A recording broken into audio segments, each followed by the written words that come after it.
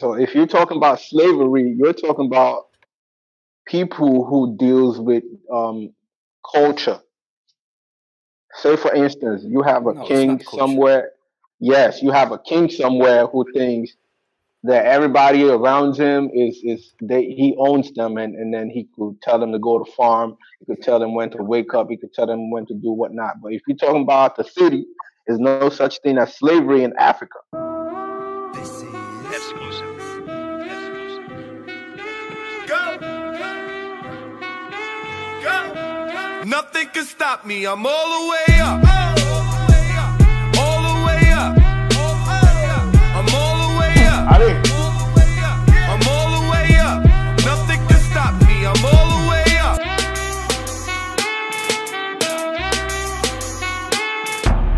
There's no such thing as slavery in Africa, in the city. Oh, are you joking with me? Libya, you have what was the nation that you mentioned, Debrat? Mauritania, Saudi Arabia, Yemen. Do you want me to post video on that? Actually, that's why I came here. I want to talk to Debrat about something. You forgot about Sudan as well. What I do wrong? No, actually the opposite. I did watch this channel called Analyze Dunya, and he uploads random conversations from different channels. And I saw that you had a conversation with this guy called Abdullah, and he was feeding you nonsense. So I wanted to give you an opportunity to fact check anything that you've heard in the conversation related to Islam. And I'm quite familiar with this topic. Do you want to fact check Islam and what they have told you? Yeah, bro. I'll show the things on the link. Akira, what did you send in the back chat? Burn fire, bro. Burn fire, bro. So I'll start with the first thing that they lied to you regarding. He's using me as a ploy to smash Islam. Let's go. No. I am actually more. I want to fact check what they said. So if you guys haven't followed this channel called Analyze Dunya, he's a pretty fun channel, very informative. So big shout out to Analyze Dunya. They were speaking basically about how you kidnap people, and then it's the same thing as if you work for your white man. I think what they said. No, if you have a contract, you gotta honor your contract. Isn't that correct? Being in slavery is not a contract, though. We didn't both come to an agreement yeah, okay, I'm gonna be your slave, and I signed a contract. No, Veli, do you got a job? Oh my God! Don't use job as with a job. Hold on. With a job, hold on 1 minute. I left my job, and I just walked out. No one chased me down the road and captured me and then forced me back into the job. Right. I left the job, and then I sued them as well. So I can do that, because I'm not a slave to that company. I walked out midday and I said I'm not coming back, and I walked. Now, if you was owned by somebody, example to use, No, I would say, like, when your job, if you do something bad, you'll get fired and you're out of there. You're not next to the guy no more. If you're a slave and you do something bad, you're not going nowhere, bro. Man will fuck you up, man will fuck you up. Chase you about, man. And you're still not going nowhere. You can't not lose your job. You still have to be there. Right. So this is what I'm saying. So your understanding of slavery from an Islamic perspective is holding people against their will. And oppressing people, right? All right, so let me ask you a question, Abdullah. That's a lie. Abdullah, let me ask you a question. If I was a slave of yours, just hypothetically, and I say to you, F you, I don't want to be in your under your contract anymore, and I just walk off, what would happen to me? Yeah, you just walk off, right? But I might. But if you owe me something, I might come for that.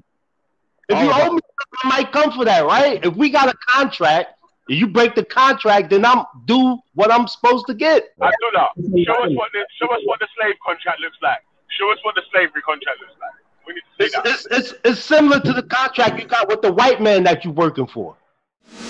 And they try to minimize that. Actually, you cannot leave your house if you are a slave living under Islamic Caliphate, and it's not abolished. It's still practiced to this day. What they lack is Islamic Caliphate.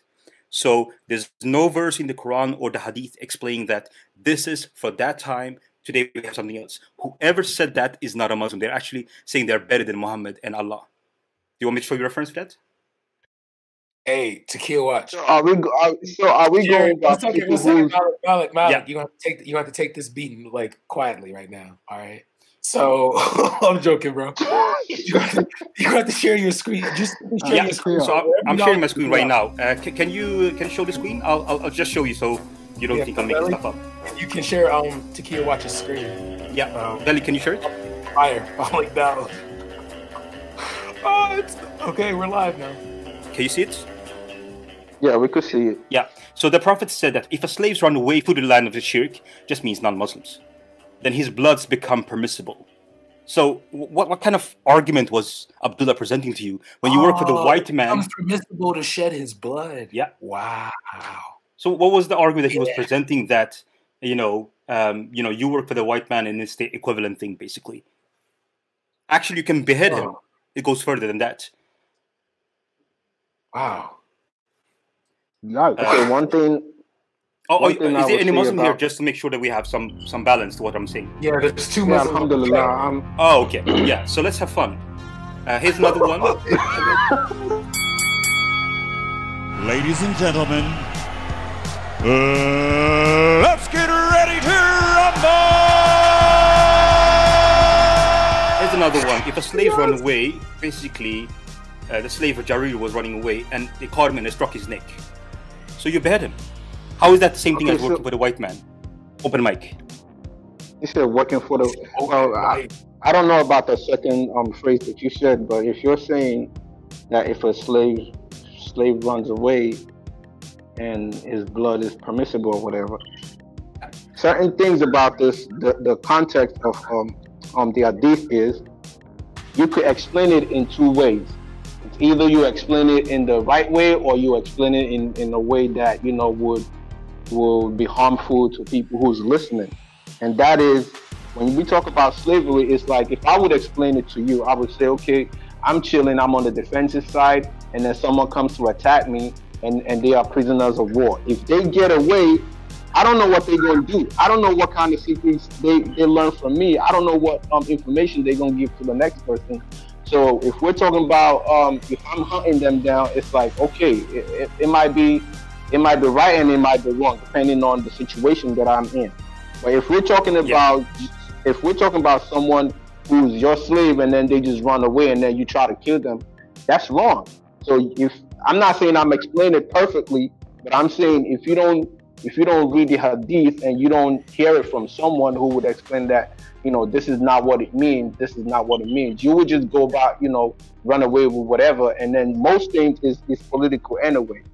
Most things that you see in Islam, it deals with the bad politics. It doesn't go with the real reason why, that thing was actually said. So let me explain to you. So Zubida is not here. So but her point remains that she said that chattel slavery is not an Islamic thing. So can you guys see my screen? Yeah. Okay, chains around their neck. Write that in sunnah.com. This is what you're gonna find. Let me see. Islam. Just write chains around your neck. Islam. But Takia, what? Hold on. Let me present the source. Let me present the source. So this is what it says. This is Bukhari, by the way. You are the best of people ever raised up from for the benefit of mankind, referring to Quran chapter 3, 110. The best for mankind are those who bring them with chains around their necks until they embrace Islam, and thereby you save them from eternal punishment of hellfire and make them enter Jannah, meaning paradise. So this is chattel slavery built into Islam. Uh-oh. I mean, please, if you have any comment on that. Wait. Takia. So you said you are the best. The best of mankind are those who bring them with chains round their necks till they embrace Islam. So when we talk about chains around their necks, to me, I could say it's either a literal action or it's either restraining people. Oh, this is what I'm. Yeah. So Allah loves those who has chains on necks and they're brought to paradise. Just give me like 1 minute. I'll be back. I'm not going nowhere. No. I'm not in that camp. I think we should have time to respond. So if you're busy, just come back in a second. You enjoy yourself, bro? Huh? Well, I'm not really stuck on one topic. I just want to give you a chance, D-Brad. What have you heard that you want me to fact check? Bilal. Was Bilal freed? Okay, so first of all, the question is flawed, but I will answer it. The question is flawed because who cares if one person was freed, and then you have over 100 million that were enslaved through history. Hello. So is that Bilal really that valuable? What about the 100 millions that were not freed, that were having the balls? This is a janaza, and you haven't even prepared. Hello, can y'all hear me? Flowers or anything? You're just carrying out this janaza. This is mad. I can answer your question regarding Bilal, but I think that the question is flawed. I mean, Can you hear me though? Yeah, we can hear you. Yeah. Oh, okay, cool. I'll be leaving in like 5 minutes, 10 minutes. So go ahead. Yeah. I can respond to the question. So did you understand what I was saying about? You were speaking basically about self-defense. You were speaking about prisoners of war and self-defense. I don't have any problem with that, by the way. But Muslims were not in self-defense. They were. I'm talking about the first generation Muslim, the first 1, 2, 3 generation Muslims, which should be the closest to Muhammad, right? They were the enemy. They went out of. I can show it right now. If you can see my screen, conquer Egypt. Just write that. Can you see it here? Go ahead. Yeah. Go ahead. So Muhammad is saying that you conquer Egypt. What has Egypt done to Saudi Arabia?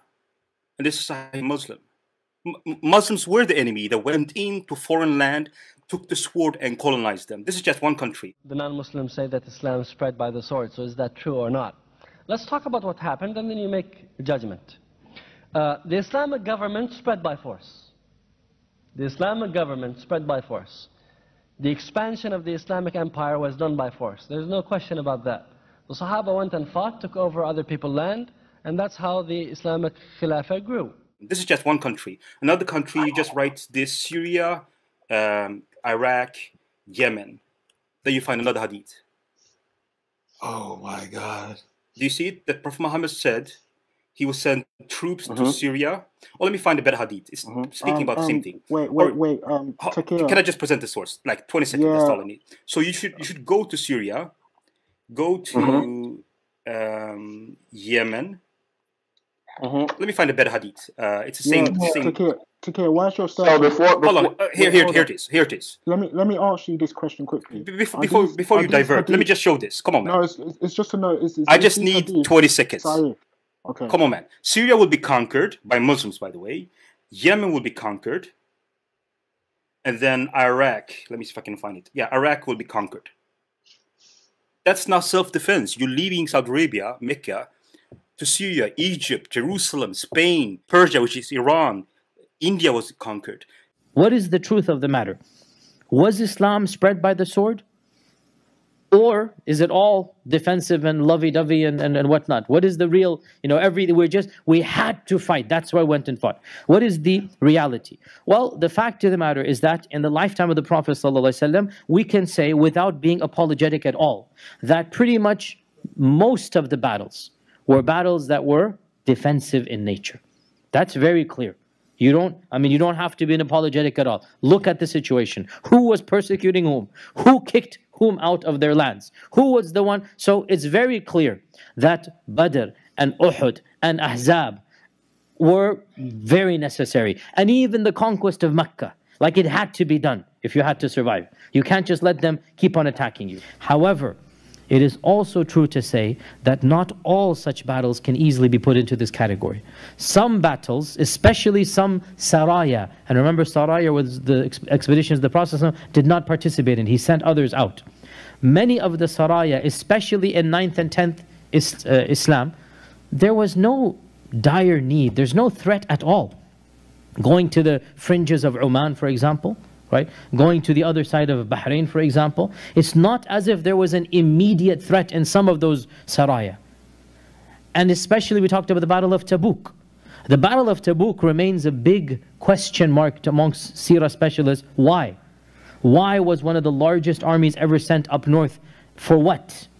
And in reality, it seems one of the strongest reasons is to show the powers up north that Muslims meant business and that they are going to attack, which is why Abu Bakr as-Siddiq took the initiative to attack. Followed the same route when he went to attack Sham. Same route of Tabuk. And he went from Tabuk onwards. So the Prophet was basically setting the precedent for them. Now, whatever is the case about the time of the Prophet, there is simply no denying that the Khulafa al-Rashidun and the Umayyads engaged in offensive conquest of other lands.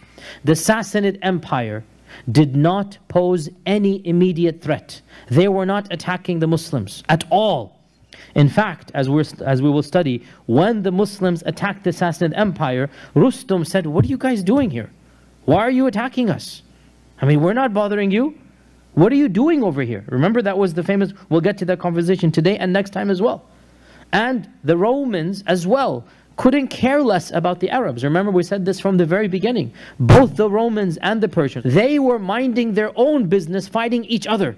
And they were not fighting the Arabs at the time because they didn't see any strategic advantage in controlling the Arabs.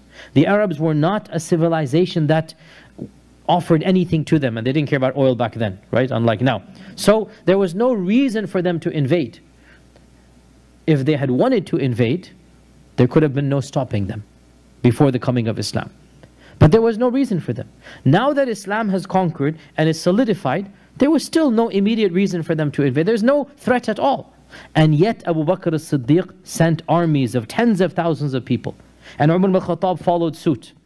Please respond if you want some time. I'm asking, were they Sahih hadiths you're bringing? Yeah, everything I've shown so far to my knowledge is Sahih. Please let me know if they are not Sahih. And if you want them in the back chat, I can post them right now. I don't. Yeah. Okay, everything I don't go. Listen, I don't go by if something is Sahih or not Sahih. I try to apply my little basic knowledge to explain whatever the hadith says. I might be right, I might be wrong. But the thing is, if you're talking about conquering, remember, these people are tribes. And then when you have your livestock, say for instance, if the Chinese people come and they do trade and then they take your livestock, you have to go there and take it back, right? So I'm not saying, look, I'm not saying everything. Look, during the times of the Prophet, the only thing I could understand by their conquest was taking back whatever they had as Muslims. That's like revenge. That's like revenge. But after he passed away, I could say you have certain people who will do conquest based off of politics, self-interest, in the wrong way, trying to improve Islam in the forceful way, which is wrong. But if you're talking about this hadith that says go back to Egypt and take this, or go back to China and take this, it's definitely not go back. It was never theirs. Umar ibn Khattab sent armies there. He was the leader of the caliphate. How do you know it wasn't there? That's my point. You don't. They are tribes. Because they lived in Saudi Arabia. So, an example. So, if the Muslims left, I'm talking Muhammad's generations, right? The best Muslims. If they left Saudi Arabia, Mecca, and now they're conquering Canada, and I say it was never theirs in the beginning, and your response is, how do you know it was never theirs? It's a silly argument. And the same goes when Umar ibn Khattab sent Amr ibn al-As into Egypt. Egypt was not sending any army into Arabia. And Amr ibn al-As with 4,000 people said, give me 4,000 people, I will give you Alexandria, which was the capital of that region. I'll give you Alexandria. Why? What was Alexandria doing to the Muslims? Nothing. So the claim that, oh, all of this is a defensive battle, frankly, it's not proven by anything. And it goes against common sense. Why would you send tens of thousands of people when there's no threat at all? And the fact of the matter, therefore, there is simply no denying this. It's a silly argument. Can you see it? I'm not saying Canada was theirs. I'm talking about if certain people, say for instance, if the same Muslims, these same Arabs that was against Islam, if they take something from the Muslims and they run away to Canada, of course they're going to get chased down. That's my point. Yeah. Okay. So the best way that I can respond to this is to wherever you run to, they're gonna hunt you down because that is not your property anyway. Okay. So the best way I can respond to this is to let a Muslim preacher speak. Can you share my screen, Billy? Okay, yeah, okay. So the best way that I can respond to this is, first of all, to show you what Muslim preachers are speaking among themselves, and then to show you a map how Islam actually spread, to make sure that we have the same reference point. I'll play it right now, and it's just 30 seconds. Allah subhanahu wa ta'ala promised this ummah in this Quran that the ummah will inherit this earth, that the ummah will rule over this earth, not just part of the earth. Okay.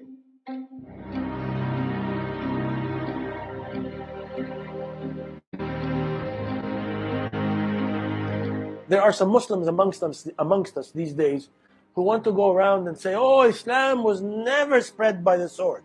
That's a blatant lie. It was spread many times by the sword. The Sharia was spread by the sword. The implementation of Sharia was spread by the sword. I'll leave the mic there.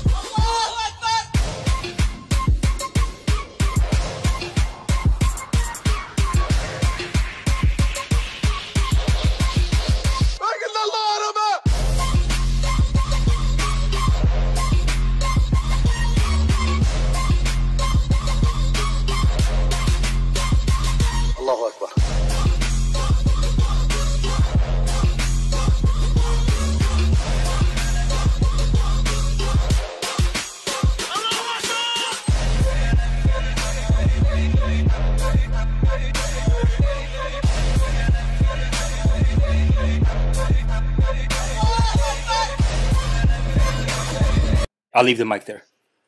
Okay, when you're talking about look, why is this guy lying though? He's been doing this lying for a long time. And you know what? Dumb, ignorant people are falling for it, man. No, I'm saying the thing is, the ignorant are falling for it. It's like he's doing taqiyya right now, man. What you mean? Yeah, he's his own kind of shaitan.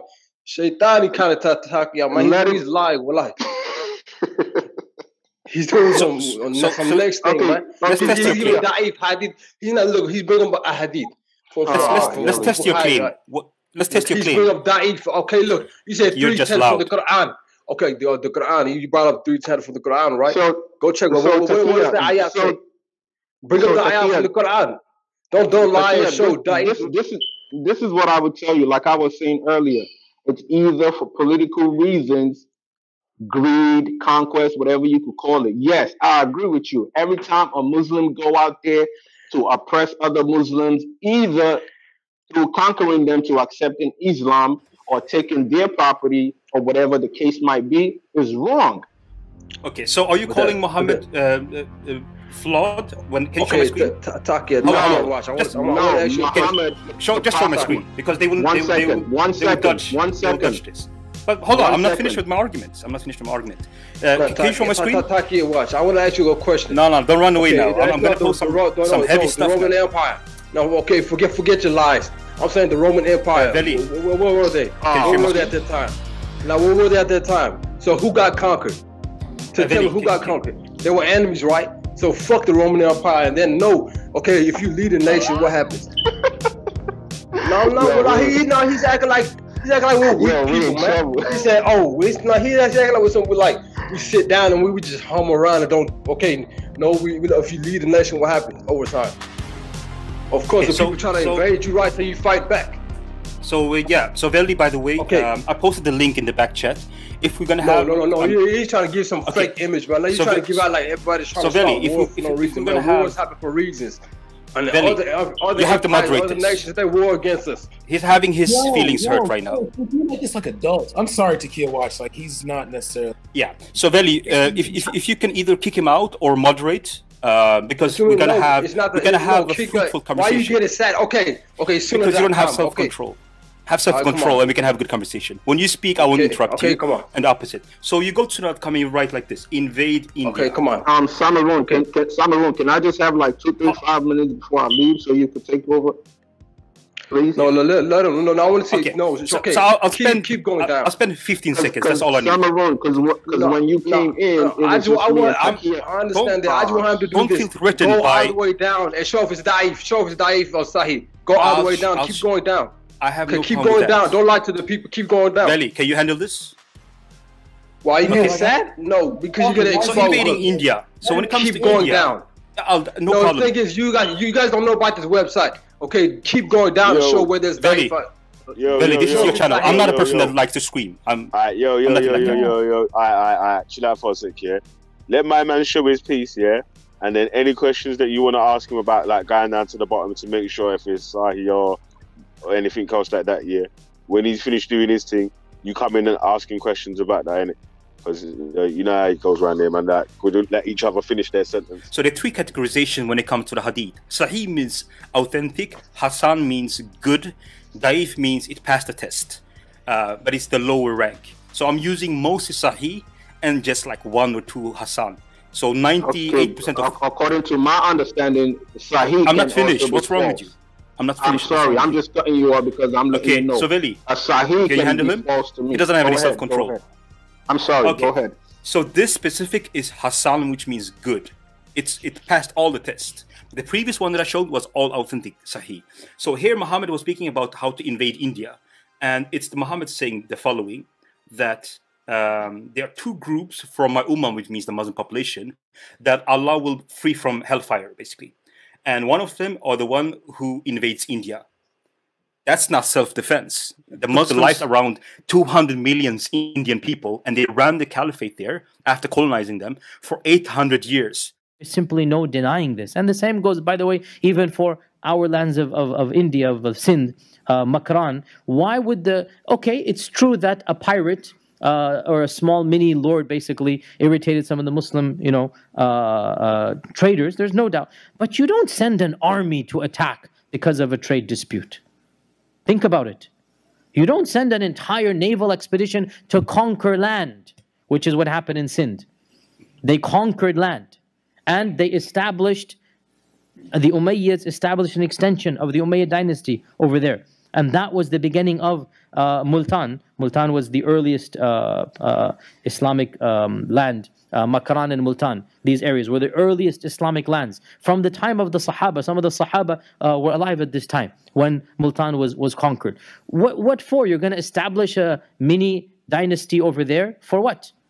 So clearly, there's not just a defensive jihad going on here.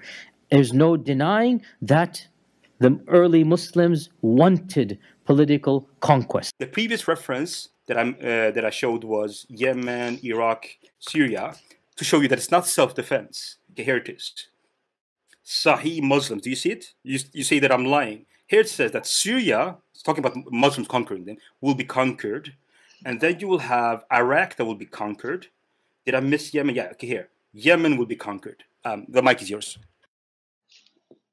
Okay, like I told you before, according to my understanding about Islam, not everything that says Sahih is Sahih, and not everything that says is false is false. I just go by my understanding and what I could interpret by the hadith, whatever hadith that's been given to me. I'm not calling myself a scholar or whatever. Just go by little logic. So when you say certain things, all this hadith that you said, it's either true or false. But according to my understanding, I don't think the Prophet ever would order people to go killing and fighting other people for no reason. That's all I can say about it. So when you say no reason, what are you referring to? 1 second. Okay. If they came over, or it was certain Muslims, or I said certain Muslims, if it was certain Arab people that was going against the Muslims, because if we're talking about Arabs, we have those that converted to Muslims and those who are still the bourgeois or whatever you call them, who don't like the Muslims. So if they are attacking the Muslims and taking their property to the east or to the west or to the north or to the south, this is a tribal war. They have all the rights to go to the south or to the north or to the east to get their properties back. That's my point. But like I told you earlier, if you have Muslims which in history you and I have seen certain. I'm talking about the first generation Muslims, the best one. So let's just make sure that you actually respond to what I'm saying. Okay, if you're talking about the first one, then most likely it'll be a retaliation over property. That's what I could interpret. At the stage of that, was Muhammad even alive? Prophet Muhammad. Yeah. Muhammad said that he has been commanded. No. I'm saying if he said that was a prophecy, okay, it happened after he died, right? But Muhammad was mentioning these countries by name. Either way, at what time did it happen in history? What time did it happen? Cameroon, can I have 2 more minutes, please? Okay, so Muhammad said, you follow me and the first 3 generation Muslims. Do you want me to show you? So, okay, here it is. The best generation first.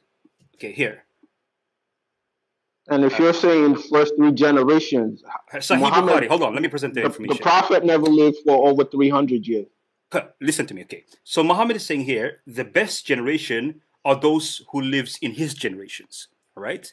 And then those who lives after them, second generations. And then their third one, let me see, after them, yeah, it's the first 3 generations basically. Those are the correct versions. So every Muslim should try to look at their example and try to replicate that, of course, with modern circumstances. So that's why you have group like ISIS who says that Muhammad's way was doing this and the first 3 generations did this. We should replicate it.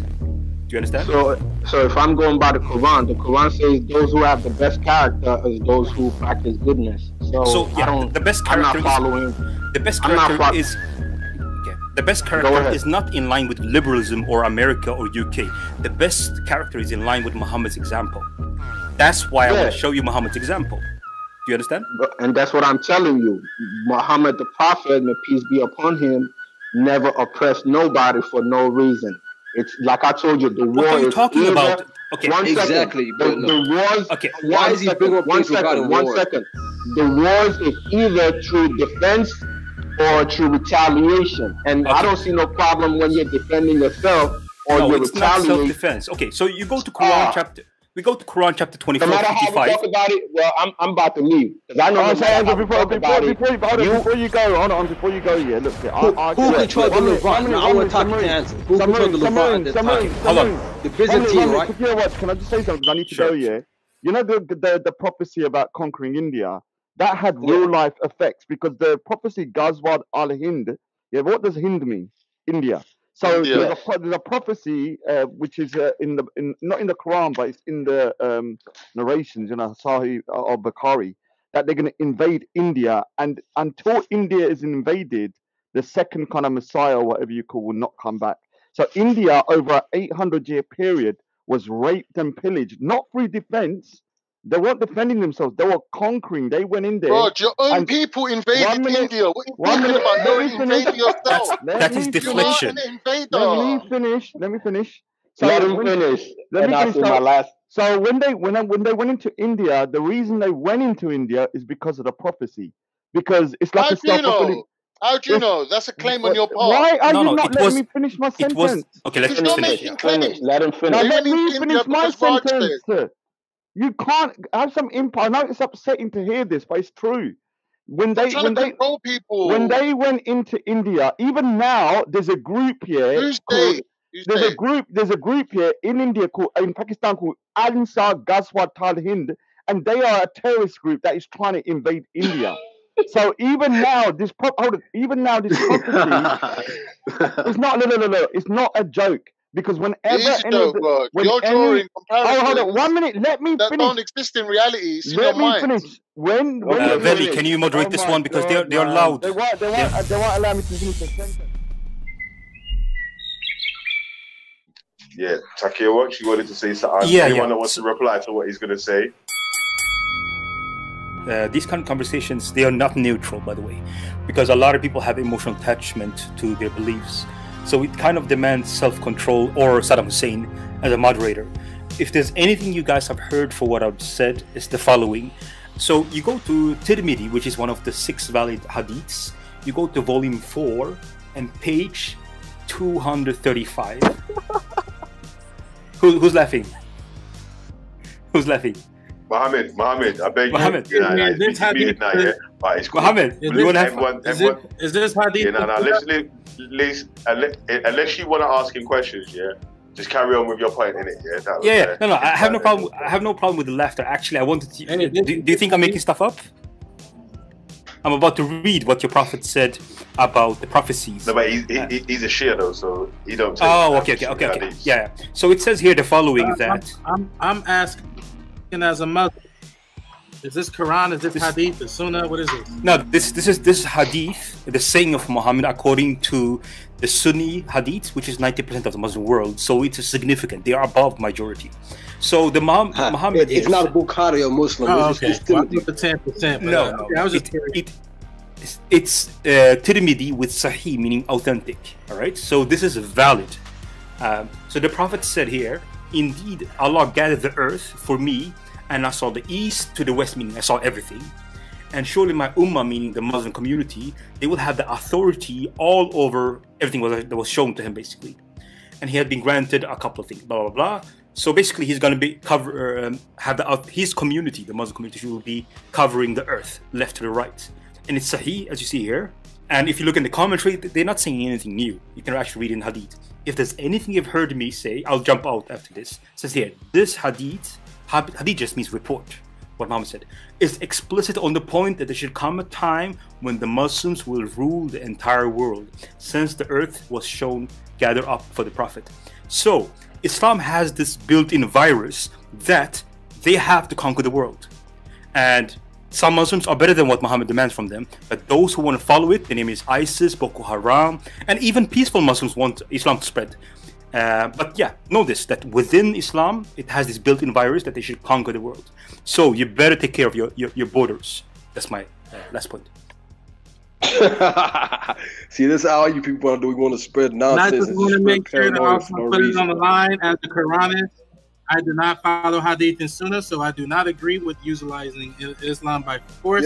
If you're a Quranist, it will say in the Quran that we do not compose anybody in this religion. It will also say in the Quran to cause harm to somebody is as if you cause harm to all of humanity. So chopping off heads, chopping off hands in the name of peace, in the name of Islam, beating your wife because she slept on the wrong side of the bed, according to peace, aka Islam in Arabic.